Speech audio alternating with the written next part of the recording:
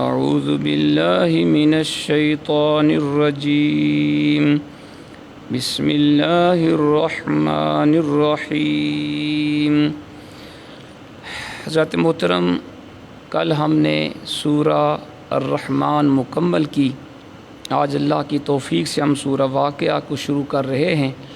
اس سے پہلے کہ ہم باقاعدہ اس سورت کو شروع کریں، مناسب بلکہ ضروری معلوم ہوتا ہے کہ سورت کا تعارف آپ کے سامنے پیش کیا جائے، تاکہ ہمیں پتہ چلے کہ سورت کے اندر کس طرح کے مضامین رب کریم نے بیان فرمائے ہیں۔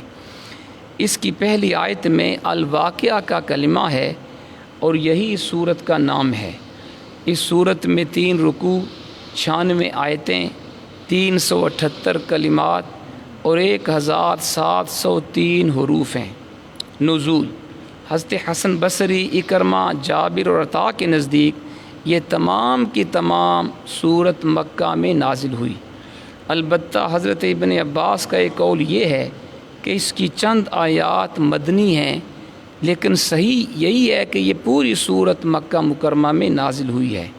علامہ سیوطی نے الاتقان میں حضرت عبداللہ بن عباس سے ترتیب نزول یہ لکھی ہے: پہلے سورت طٰہٰ، پھر الواقعہ، اس کے بعد الشعراء نازل ہوئیں۔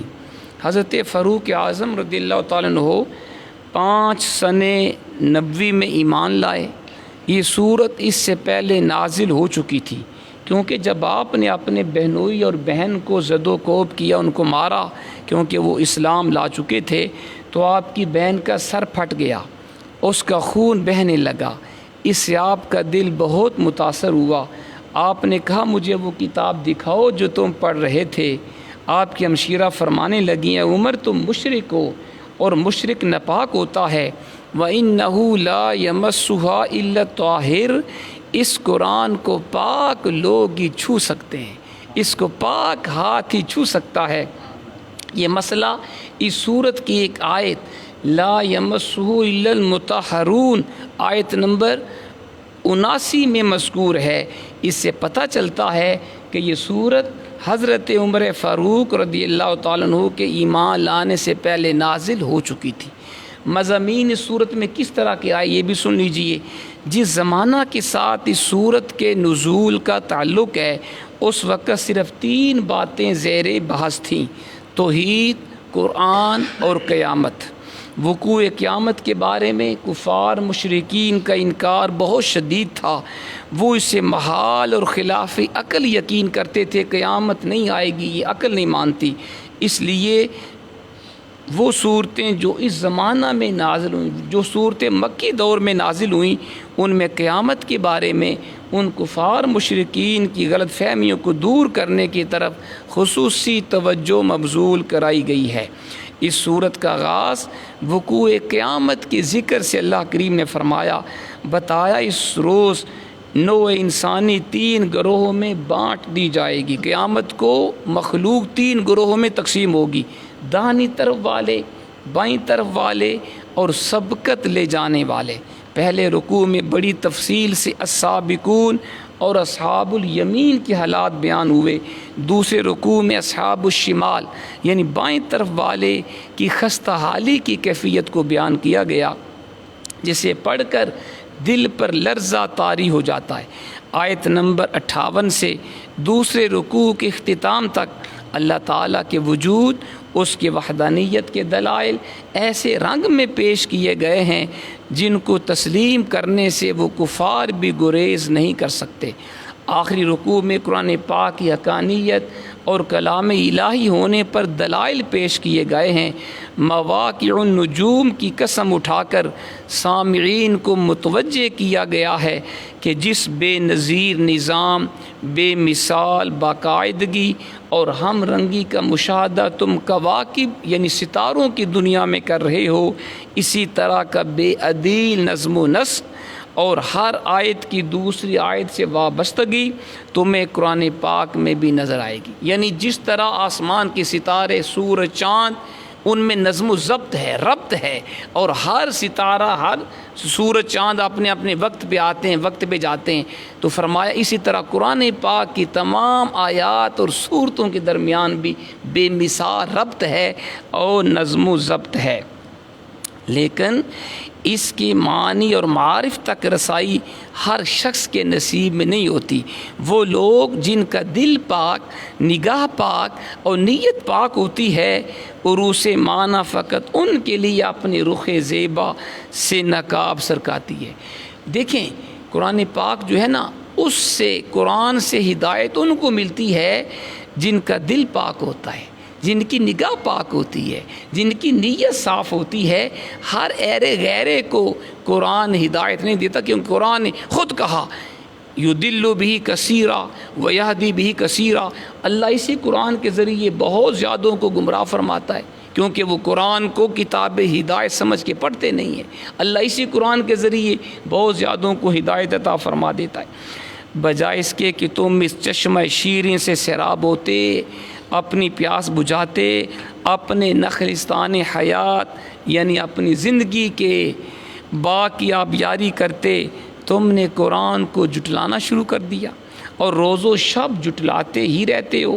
کیا تمہارے مقدر میں صرف انکار اور تکذیب ہی ہے؟ افسوس ہے تمہاری ندانی پر۔ تو اللہ نے قرآن نے کفار کی ندانی کے اوپر رب کریم نے یہ فرمایا کہ اس کے اوپر افسوس ہے کہ تم قرآن جیسی کتاب کے اوپر بھی ایمان نہیں لا رہے۔ آیات 83 تا 86 میں انہیں موت کی یاد دلا کر جھنجھوڑ دیا کہ کب تک بدمست اور مخمور رہو گے، کیا اس وقت تک بے سدھ پڑے رہو گے جب موت کا فرشتہ آ کے تمہاری شاہ رگ پہ اپنا آہنی ہاتھ رکھ دے گا۔ جاگ جاؤ نا۔ تو قرآن جھنجھوڑ رہا ہے کفار مشرکین کو، اللہ کے نافرمانوں کو، کہ موت آنے سے پہلے پہلے توبہ کر لو۔ اس صورت کے اختتام سے پہلے پھر گزشتہ 3 طبقوں کے حالات کو قرآن نے بالاختصار اس صورت میں بیان کر دیا۔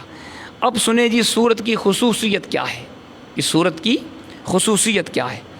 اس صورت کی ایک خصوصیت کے بیان میں چند احادیث طیبہ مذکور ہیں، قارئین کے لیے ان کا مطالعہ خیر و برکت کا باعث بنے گا۔ قبلہ پیر صاحب نے یہاں چند ایک احادیث طیبہ نقل کی اور بڑی ایمان افروز احادیث ہیں، آپ نے غور سے سننی ہے۔ عن سیدنا ابن مسعود رضی اللہ عنہ قال سمعت رسول اللہ علیہ الصلاۃ والسلام یقول من قرأ سورۃ الواقعۃ کل لیلۃ لم تصبہ فاقۃ ابدا، رواہ الامام بہقی۔ امام بہقی اس حدیث کو روایت فرماتے ہیں، اللہ کے پیارے حبیب فرماتے ہیں جو بندہ ہر رات کو سورہ واقعہ پڑھتا ہے اس پہ کبھی غربت نہیں آئے گی۔ یہ حضور نے گارنٹی دی ہے۔ آج ہر بندہ پریشان ہے، غربت ہے، بے روزگاری ہے، مہنگائی ہے، پیسے نہیں، گزارا نہیں ہوتا۔ یہ حضور کا وظیفہ اپنا کے دیکھو نظر۔ یقین کامل سے جو بندہ یہ وظیفہ کرتا ہے، رات کو جو بندہ سورہ واقعہ پڑھتا ہے، یہ حضور نے گارنٹی دی ہے اس پہ کبھی غربت نہیں آئے گی۔ اور سنیں دوسری حدیث پاک عن سیدنا عبداللہ بن عباس رضی اللہ تعالی عنہما قال قال رسول اللہ علیہ الصلاۃ والسلام من قرأ سورۃ الواقعۃ کل لیلۃ لم تصبہ فاقۃ ابدا۔ یہ حدیث ابن عساکر میں، یعنی حدیث وہی ہے لیکن راوی حضرت عبداللہ بن عباس ہیں کہ حضور نے فرمایا جو بندہ روزانہ رات کو سورہ واقعہ پڑھتا ہے اس پہ کبھی غربت نہیں آئے گی۔ تیسری حدیث پاک عن سیدنا انس رضی اللہ عنہ قال قال رسول اللہ علیہ الصلاۃ والسلام سورۃ الواقعۃ سورۃ الغنا۔ حضور نے فرمایا سورہ واقعہ یہ سورہ غنا ہے، یعنی دولت و ثروت کی صورت ہے۔ فقرؤوها، اس صورت کو پڑھو، وعلموا اولادکم، اپنی اولاد کو سورہ واقعہ سکھاؤ۔ یہ حضور نے ہمیں بتایا کیا سورہ واقعہ دولت و ثروت کی صورت ہے۔ فرمایا خود بھی اس صورت کو پڑھو اور اپنے بچوں کو، بیٹیوں کو، بیٹوں کو، اولاد کو بھی یہ صورت سکھاؤ۔ حضرت انس رضی اللہ عنہ ایک اور حضور کا ارشاد گرامی آپ روایت فرماتے ہیں، حضور نے فرمایا علموا نساءکم سورۃ الواقعۃ فإنها سورۃ الغنا۔ امام دہلمی اس حدیث کو روایت فرماتے ہیں، حضور نے فرمایا سورہ واقعہ اپنی مستورات کو بھی سکھاؤ، اپنی خواتین کو بھی سکھاؤ، کیونکہ یہ صورت یہ دولت و ثروت کی صورت ہے۔ تو پتہ چلا سورہ واقعہ پڑھنے والے کے اوپر کبھی غربت نہیں آتی، کبھی تنگی نہیں آتی۔ خود بھی سورہ واقعہ میں رات کو پڑھنی چاہیے، اپنی اولاد کو بھی سکھانی چاہیے، اپنی خواتین کو بھی سکھانی چاہیے۔ اور آخر میں قبلہ پیر صاحب نے حضور ضیاء الامت پیر محمد کرم شاہ صاحب الازہری رحمہ اللہ نے حضرت علامہ قرطبی نے ایک واقعہ لکھا، آپ نے بڑا اس کو بیان کیا، بڑا ایمان افروز یہ واقعہ ہے۔ علامہ قرطبی نے یہاں ایک بڑا دلچسپ مکالمہ نقل کیا ہے جی، آپ نے یہ بھی غور سے سننا ہے۔ یہ مکالمہ حضرت عثمان غنی اور حضرت عبداللہ بن مسعود رضی اللہ تعالی عنہما کے درمیان ہوا، یعنی بات چیت ہوئی۔ حضرت عبداللہ بن مسعود جب آخری مرتبہ بیمار ہوئے، یہ ذرا ایمان افروز ہے یہ باتیں، حضرت عبداللہ بن مسعود جب آخری دفعہ یعنی اپنے وصال سے پہلے بیمار ہوئے، حضرت عثمان غنی ان کی بیمار پرسی کے لیے ان کے ہاں تشریف لائے اور پوچھا ما تشتکی، آپ کو کیا بیماری ہے؟ یہ حضرت عثمان نے پوچھا، حضرت عبداللہ بن مسعود سے پوچھا جی آپ کو کیا شکایت ہے؟ آپ نے فرمایا ذنوبی، مجھے اپنے گناہوں کی بیماری ہے۔ سوچئے ذرا، صحابی رسول ہیں اور جلیل القدر صحابی ہیں۔ عبداللہ بن مسعود بڑے فقیہ تھے، یعنی بڑے جلیل القدر صحابی ہیں، لیکن خدا کا خوف کتنا ہے، بیمار ہیں۔ اور پوچھا گیا جی بتائیں آپ کی طبیعت کیسی ہے؟ آج ہم ہیں، اگر کھانسی زکام بخار ہو جائے کوئی پوچھے سناؤ اور مرنا پیا جی، ہے نا، کوئی نہیں حال جناب، ہم کھانسی زکام کو بھی برداشت نہیں کرتے۔ یہ دیکھیں اللہ کے بندے ہیں، بیماری شدید ہے اور پوچھنے پہ کہتے ہیں مجھے گناہوں کی بیماری ہے۔ صحابی رسول ہو کے خدا کا خوف اتنا ہے۔ پھر حضرت عثمان نے پوچھا فما تشتہی، جناب یہ بتائیں آپ کیا چاہتے ہیں؟ ہم سے کوئی پوچھے نا کھانسی زکام ہو جیسے نہیں بھائی دعا کر یار میں ٹھیک ہو جاؤں، کیوں ایسی بات ہے؟ اب ذرا سنیے گا، حضرت عثمان نے پوچھا جی عبداللہ بن مسعود بتاؤ نا آپ کیا چاہتے ہیں؟ جواب کیا اللہ کے بندوں کی بات ہی کیا ہے؟ آپ نے فرمایا رحمت ربی، اپنے رب کی رحمت چاہتا ہوں۔ سبحان اللہ، کوئی شکوہ نہیں، کوئی شکایت نہیں، مرنا پیا کوئی حال نہیں یار، نہیں، اپنے رب کی رحمت چاہتا ہوں۔ پھر آپ نے کہا، حضرت عثمان نے فرمایا افلا ندعو لک طبیبا، کیا ہم آپ کے لیے کوئی حکیم یا ڈاکٹر نہ بلائیں، آپ کو کوئی دوا دے؟ تو آپ نے کیا جواب دیا پیارا؟ آپ نے فرمایا الطبیب امرضنی، حکیم نے ہی مجھے بیمار کیا ہے۔ سبحان اللہ، حکیم نے ہی مجھے، یعنی اللہ نے بیماری دی ہے وہی شفا بھی دے گا۔ یہ ہے رب کی ذات پہ توکل، یہ ہے اللہ کی ذات پہ بھروسہ۔ پھر حضرت عثمان نے پوچھا افلا نامرک بعطائک، کیا ہم آپ کو آپ کا ماہانہ وظیفہ عطا کرنے کا حکم دیں؟ جو آپ کو ماہانہ وظیفہ ملتا ہے کہ ہم وہ آپ کو دے دیں؟ کیا آپ نے جواب دیا؟ فرمایا مجھے اس کی ضرورت نہیں۔ آج ہم میں جناب جگہ جگہ پہ جا کے مانگتے ہیں پیسے دو جی، پیسے نہیں، یہ نہیں وہ نہیں۔ اللہ کے بندے رب کے سوا کسی سے نہیں مانگتے، اللہ سے مانگتے ہیں۔ آپ نے فرمایا مجھے وظیفے کی ضرورت نہیں۔ آپ نے انہیں نصیحت کرتے ہوئے کہا آپ کی وفات کے بعد آپ کی بچیوں کے کام آئے گا۔ کہا جناب آپ کا تو اللہ کی ذات پہ بڑا بھروسہ ہے، لیکن آپ جا رہے ہیں، آپ کا آخری وقت ہے، کچھ پیسے لے لیں، آپ کی بچیوں کے کام آئیں گے۔ حضرت عبداللہ بن مسعود نے کیا پیارا جواب دیا۔ آپ نے فرمایا کہ آپ کو یہ فکر ہے کہ میری وفات کے بعد میری بچیاں بھوک اور افلاس کا شکار ہوں گی؟ ایسا نہیں ہوگا، میں تو جا رہا ہوں، مجھے یقین کامل ہے میری اولاد میری، چونکہ آپ کے بیٹے نہ تھے بیٹیاں تھیں۔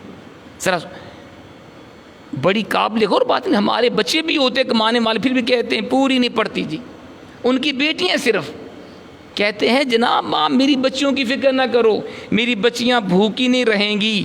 کیوں؟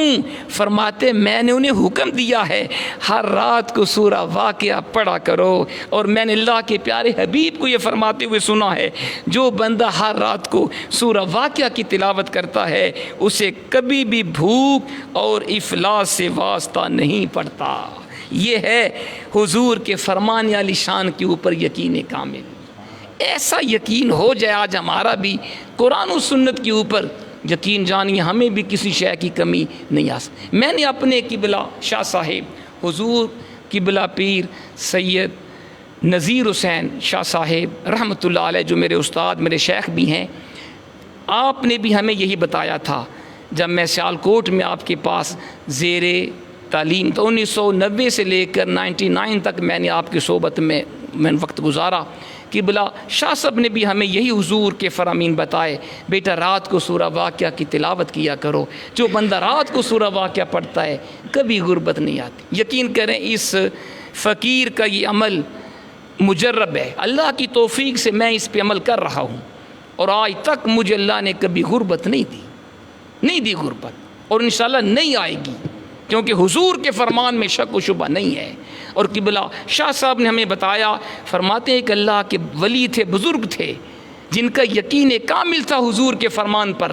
جب انہوں نے یہ حضور کا فرمان پڑھا جو بندہ رات کو سورہ واقعہ کی تلاوت کرتا اس پہ کبھی غربت نہیں آئے گی، انہوں نے معمول بنا لیا جب بھی ان کو پیسوں کی ضرورت پڑتی، ایک تو وہ رات کو یہ عمل کرتے، دوسرا جب بھی پیسوں کی ضرورت پڑتی کسی بندے سے نہیں مانگتے تھے، قرآن کھول کے سورہ واقعہ کی تلاوت کرتے اور کہتے یا اللہ تیرے رسول پاک نے فرمایا جو بندہ سورہ واقعہ پڑھتا ہے اس پہ کبھی غربت نہیں آئے گی، مجھے اتنے پیسے بھیج، میں نے تیرے سے مانگنے ہیں. تو قبلہ شاہ صاحب نے فرمایا اس اللہ کے ولی پر پیسوں کی بارش ہوتی تھی، پیسوں کی برسات کیونکہ یقین تھا نا. کاش ہمارا یقین بھی ہو جائے قرآن کے اوپر اور صاحب قرآن کے اوپر. اللہ کریم ہمیں عمل کی توفیق عطا فرمائے.